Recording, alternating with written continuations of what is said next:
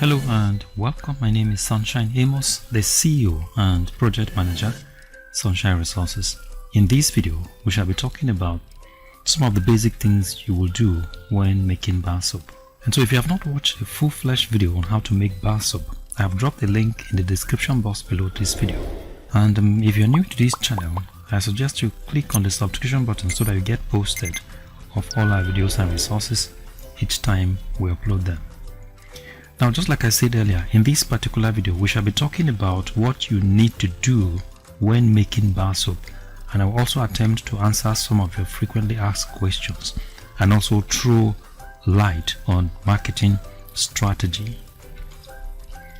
Now, normally when making bar soap, the most ideal oil is the palm kernel oil, also known as PKO. It's going to give you a much harder soap. Please bear in mind that you have to adjust the specific gravity of the lye solution to 1275.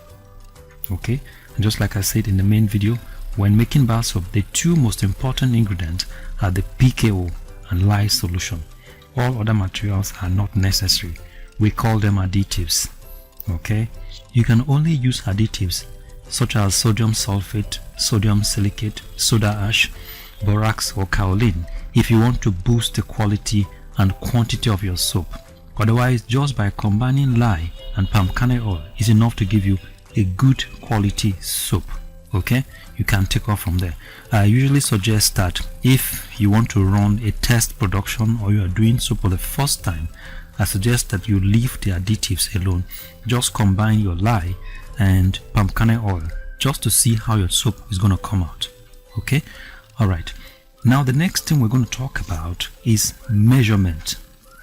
Measurement. This is where many people run into trouble. Measurement of materials. I conducted an analysis recently to find out why most people run into trouble in this area, and I realized that it is because mathematics is involved.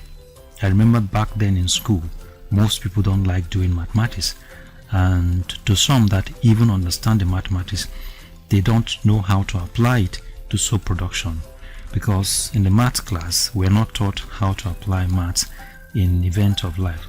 In soap production, for example, you have to be conversant with measuration, very important, such as unit of measurement, conversion of unit from grams to kilograms, centimeter cube to cubic liters to liters. These are all very important. You need to understand this concept and be familiar with some measuring devices such as measuring cylinder, weighing balance or weighing machine for you to be able to make progress in soap production. I need to pay attention to what I'm going to say here now. This is very, very important.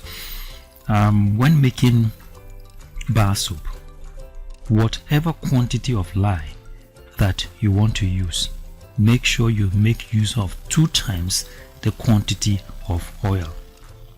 The quantity of oil will always be 2 times the quantity of lye. Now take for example, you're using 4 cups of oil, then you must use 2 cups of lye. The cups you are using for measuring the oil and the lye must be of the same volume. Okay, the cups we're talking about here must be of the same volume.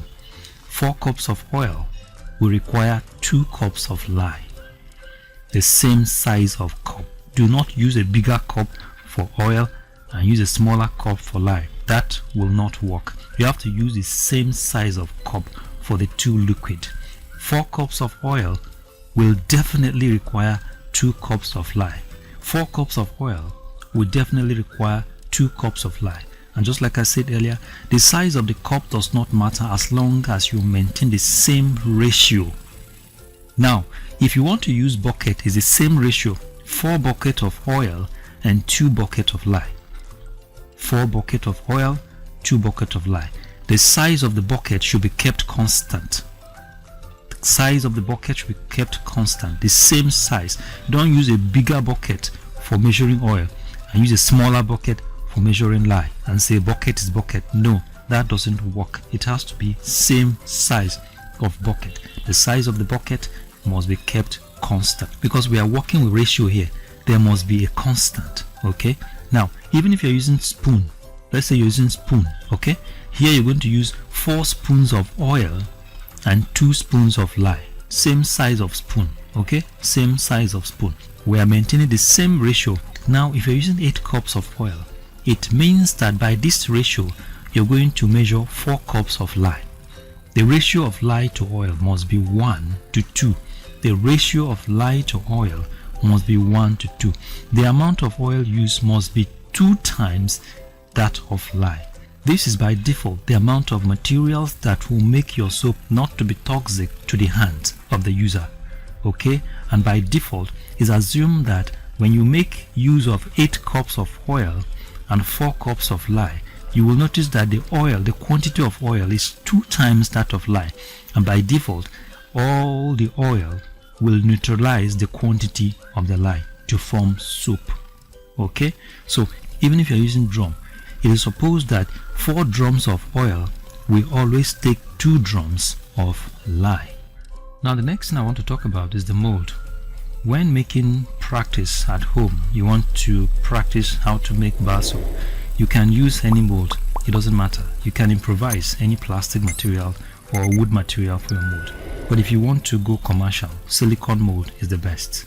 Okay, silicone mold is the best if you want to go for commercial production.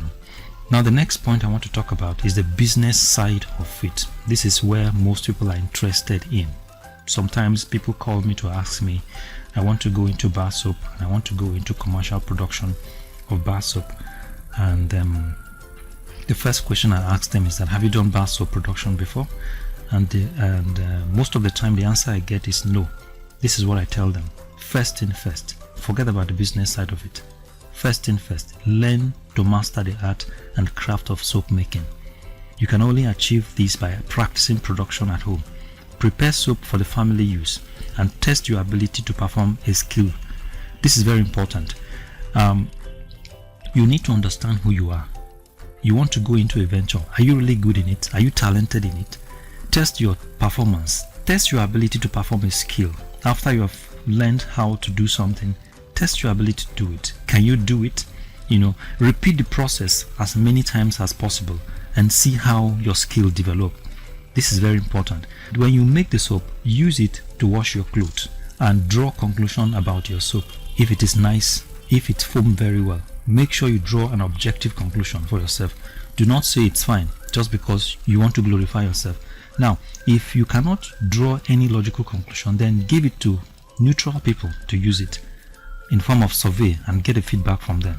You have to run this process several times in order to develop a good branding for yourself. Every production will give you an insight and experience. Production exposes you to physical nature of chemicals. You start to understand their behaviors when they interact with each other. Even when you make mistakes are building blocks for experience. By the time you get it right, you now have the mental capacity stock enough to be able to create your own soap in a special formula. To everything in life, there is a protocol. Some people will call me and say, "Sir, I want my soap to look like that of Eva or Dove." When the owner of Eva and Dove was having sleepless night developing and branding his soap, were you there? Why will he give you his formula? You have to develop your own formula. This is the reason why all these skills are not found in academic book, because they are intellectual properties. So don't be lazy. Develop your own formula. When you create a product of your own and it meets a value in the market, it makes you happy. If your product is good, it sells itself if you take it to the market. You also have to have marketing strategy. For example, I remember when we first produced our product those days, we gave away almost half of the product for free for a test. But that's how to start a business. When people make use of the product and they notice that it is fine, they will then ask for the price. And we were smart. We will give them a price cheaper than the one in the market. Now the next thing you hear is that this product is cheap and nice, because that is what people want. In business, you do this in order to pull customers close to you. By the time you have gathered enough customers, then you can start to raise the price up. At that time, they are already used to your product. You have succeeded in creating a relationship between your product and the society. This is what makes entrepreneurship kings. Ability to control the society using a product of value you created. So thank you very much for watching, and God bless you. If you like this video, give us a thumbs up and subscribe to our YouTube channel. You can visit our website on www.sunshineresources.org.ng. You can visit our YouTube channel on youtube.com/c/Sunshine Resources SRTV. You can also follow us on our Facebook page on Sunshine Resources. Thank you very much for watching, and God bless you.